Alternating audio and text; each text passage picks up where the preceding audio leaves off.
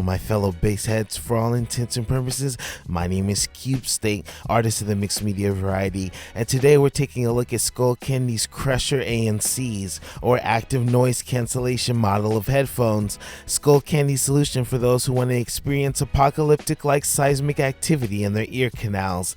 This video is brought to you by the like and subscribe buttons. If you like the vid, don't leave them hanging. Before we get started, I thought it'd be helpful to note what I was looking for in a pair of headphones before making a major purchase. I needed something that would offer the versatility of a surround sound pair of gaming headsets with the crispness of an audiophile's music listening headset. Does such a thing even exist within this price point? Let me know in the comments. I'm not sure, but I started my search with the Skullcandy Crushers, hoping that their quality would be on par with the pretty penny that they're worth. It was a bit of an impulse buy, but now that you have a little context, let's move on with the review.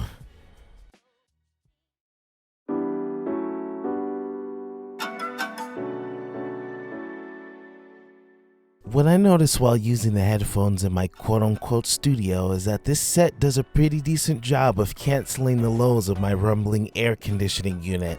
A fun little experiment, but notable only on account of the fact that this unit literally sits right next to me, I mean damn near in my lap. Other noises around the house like the downstairs television, passing cars, my family's incessant banter, and even the sound of my own voice are minimally filtered out. Not a significant difference, but it's definitely noticeable that the headphones are doing something and making adjustments when noise cancellation is activated. A very neat feature, but how much of that something depends on how loud your environment is. Whether it be the low hums of an airplane cabin or the war fields of Iraq, you will be more satisfied with your experience if there's not much to cancel out in the first place. In the real world, the unknowns outside of my dungeon, where cars, planes, wind, and the occasional woodland forest creature invade my hearing space, at full volume these headphones naturally tune out most of these intrusive bodies, but I couldn't tell if that was due to the noise cancellation or strictly the intensity of the levels. As far as noise cancellation goes, try stuffing a thick wad of tissue paper into your ear. That's about the effect you'll be getting with this headset.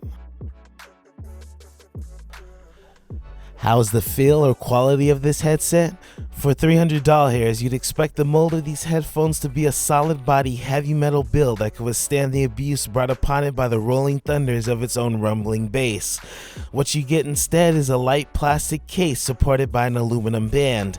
That being said, it does pass the bend and stretch test and sits comfortably on my ears without weighing me down. The average consumer, though, may not feel the level of quality at this price point, and I'd imagine there are much more solid options for an audiophile in the same price range. In the housing of this headset, you will find on the left speaker standard controls for power, battery life indication, Bluetooth pairing, haptic bass levels, toggles for active noise cancellation, and toggles for ambient mode. In the right speaker, you'll find software controls for your device such as play or pause control of tracks, volume controls, track selection, forward or back, call answering, voice assistance, connection to the tile application, and resetting of the device. If you'd like more info into what each button does and how it works with this headset, I'll leave a link in the description that leads to Skullcandy's support page. Call me old-fashioned, but I always use an auxiliary cable with my headsets as I worry about disconnecting from my audio source and using up battery life. When using the auxiliary cable included with the headset, most of the same controls found in each speaker are centered around the Skullcandy inline switch, all except for Bluetooth-enabled features. Other features of this headset include ambient mode, which toggled on or off beside noise cancellation seems to allow outside sounds to seep into your listening experience. Tile tracker, which allows you to locate your headphones if you're like me, the type of individual who only seems to lose things when you put them in their proper place. This was a neat feature, something that I wish came with more things like my house keys or my cell phone. Skullcandy's special phone application creates a custom sound profile for your headset that fits your hearing, which can come in handy if you face a unique hearing challenge or need specialized settings so that you get the full experience these headphones deliver. Like the noise cancellation feature though, you will notice a difference, but primarily in quieter spaces. But without further ado, the feature you all came across this product for, the other elephant in the room, the coup de grace, the big cheese, the fat lady on the camel's back, the bass. And this feature does not disappoint. The bass in these headphones is ridiculous. It's much more like running a back massager against your ear canal. Depending on what track you're listening to, you will find that after removing your headphones, your ears are actually numb. Does this feature legitimize the $300 price point, or is this nothing more than a neat party trick? The answer to that depends on your tolerance and appreciation for such levels of bass.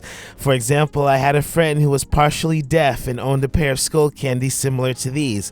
I'm not saying that his deafness and ownership of this headset is incidental, but rather that he found the vibrations against his head amusing enough to warrant owning a pair of headsets this powerful. To each his own. Skullcandy's Crusher ANCs are a pair of headsets for an exclusive audience who appreciate having a powerful kick to their music on the go. I purchased this when I was in the market for a headset that would work for gaming and music alike. As a gaming headset, they offered rumbling bass for explosions and gunshots, but did nothing more for surround sounds that immerse you into the experience of your environment. Their sound for music is very nice. Most notably, having the bass feature activated doesn't drown out the mids and the highs. You will not hear a muddy hodgepodge of side-chanting vocals and distorted hi-hats. The sound alone, with bass at 0%, is about what you'd expect from a nice pair of headphones, but nothing blew me away like the haptic bass feature. With that said and done, I'd like to thank you all so very much for watching. Please let me know what you thought of the video with a like, dislike, or a comment down below. If you like or dislike, take a minute to let me know why. It'll help me make the changes I need to have a growing, successful channel. I want to thank you all again for 200 subscribers sticking with me as I make changes to the theme of this channel. Can't wait to see you all in the next video, and Godspeed your return.